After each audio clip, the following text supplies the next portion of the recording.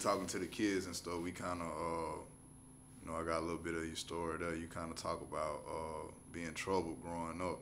You know, talk about, you know, kind of just making those early mistakes in your life, and you know, what were some of the things that you learned from?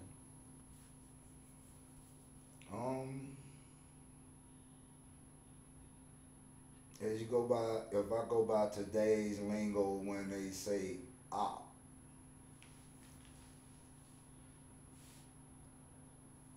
I learned years ago that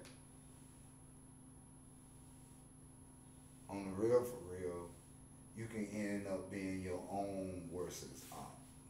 Well, that's a good one. You can be your own worstest op. That's what I learned.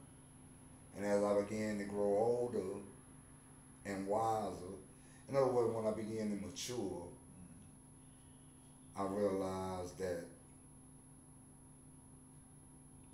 I wasn't gaining anything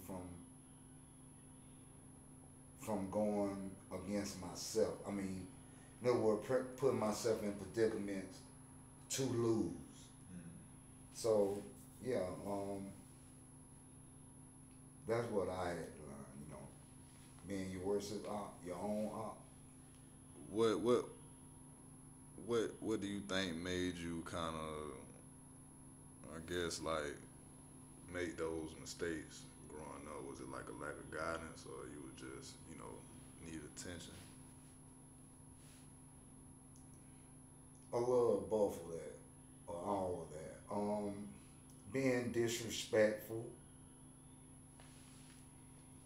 not caring, always right. Nobody can tell you nothing. Disrespectful. And all of that leads to being an op against your own self. Because once you get to that level, you end up in jail. Why you end up in jail? Because of something you did. You op. You op yourself. Getting to the worstest part, putting yourself in situations where you would lose your life or someone would take your life because of the culture, the street culture. Right. Sure.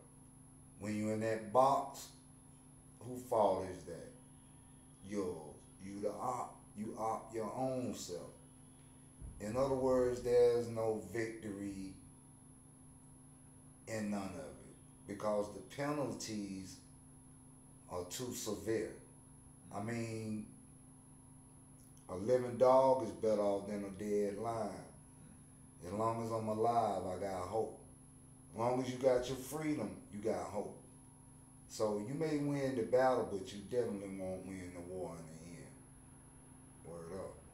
Oh, definitely, man. Again, in the same interview, not interview, but you know, just speaking with the kids, you mentioned your sons being football players and being a fan of football. Just kind of talk about that, and you have a couple of anthems yourself. Right. You know, we'll kind of talk a little bit off camera about that. You were shooting up in Baltimore different anthems for the Ravens and stuff. So just talk about how that came about and, you know, your love for football. I have always loved football. Back when I first learned the sport and went to really getting into it, that was back like Jerry Rice days and prime time younger days. And I had grew accustomed to being a fan of a certain player. He's a Hall of Famer, Super Bowl champion, Rod Woodson. One of the top corners to ever play in the National Football League. And I followed him throughout his career, and when he became a Raven, that's when I became a Raven. And he came a Raven in 2000, but the Ravens, I heard about the Ravens and knew about the Ravens from 96 when Maryland. Right. So, doing them songs, like that, it was just about showing my support, and God gave me an opportunity to get heard and meet people and see different people from Maryland and get to know them, and they all have embraced me from the times that I have been around. So that was a good thing. It's a fun thing, and I'm very excited about the Ravens this year, and it looked pretty good, but